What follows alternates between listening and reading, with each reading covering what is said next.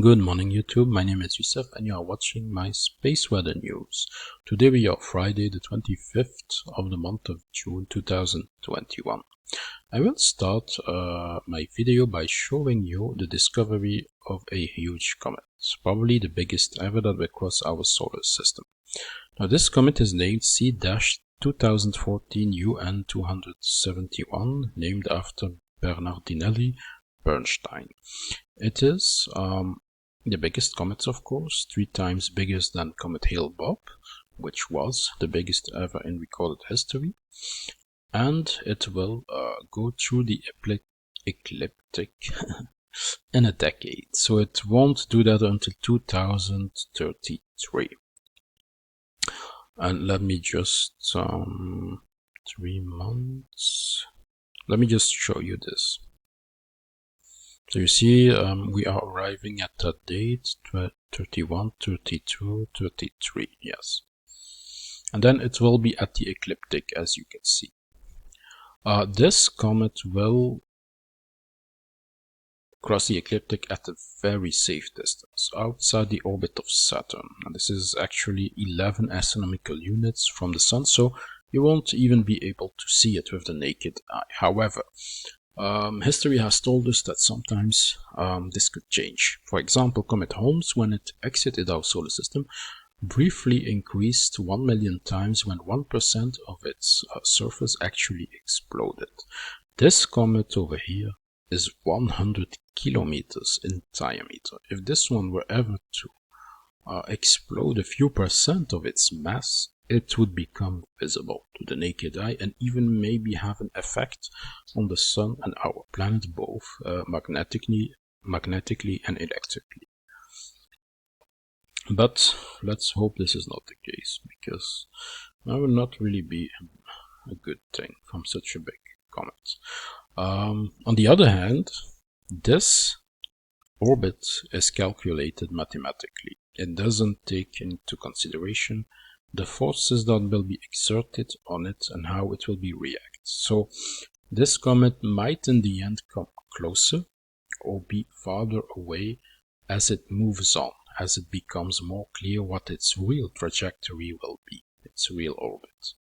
We will see in a decade, find out.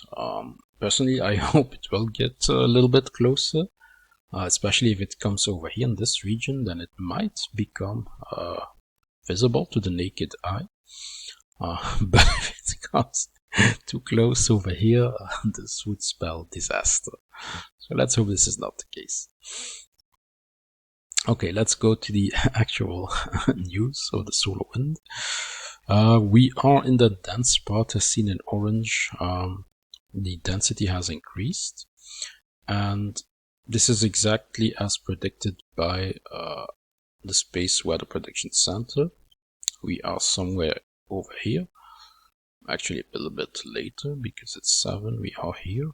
We are going to exit this region. Then there will be another one, slight increase over here, the 27, I believe. Let me just see. Yes, 26, 27. And we will have again a slight increase in proton density.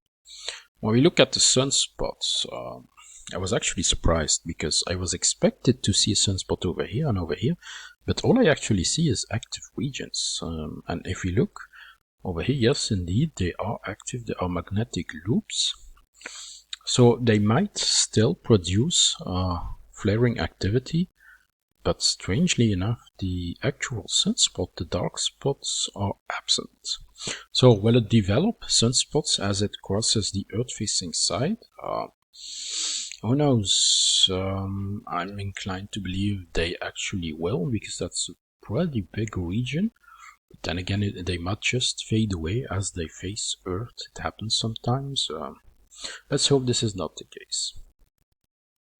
When we look at the magnetosphere at the field lines, and especially at the closed field lines at the backside, we see that this dense part has blown away several times the closed field lines, and it happens in a pretty, let me just show you, violent way. So you see,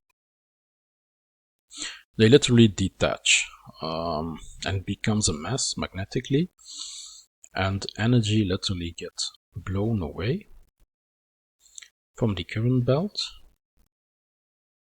And this actually happened twice, if I'm not mistaken. Yes, look at this.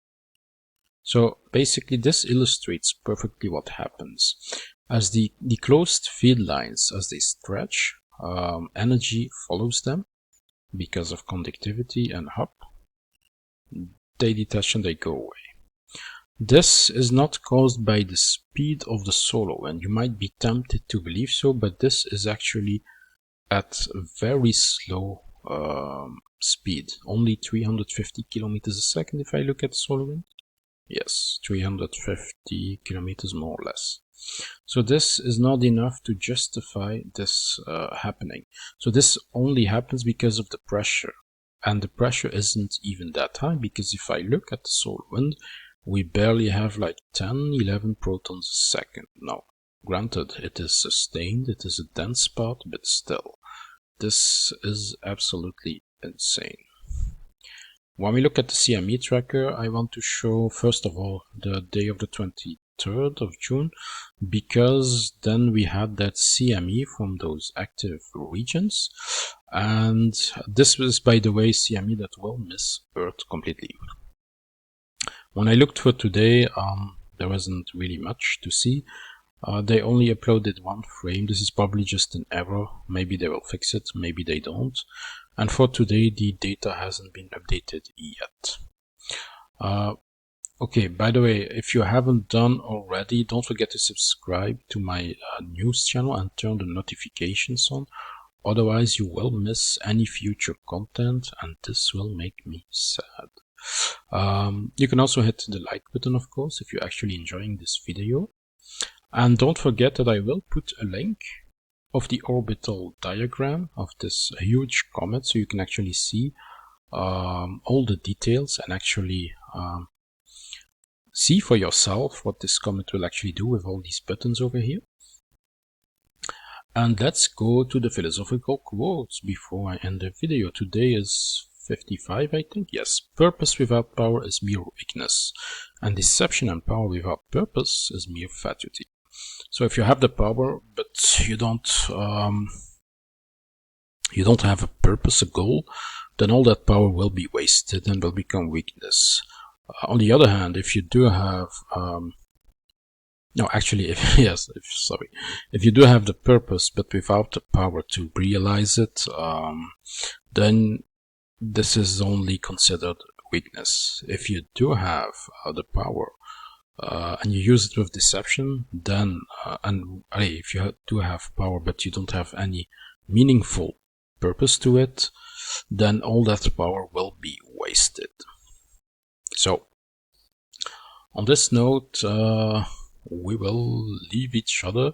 Thanks for watching this video, and I hope to see you again. Take care, everyone. Bye bye.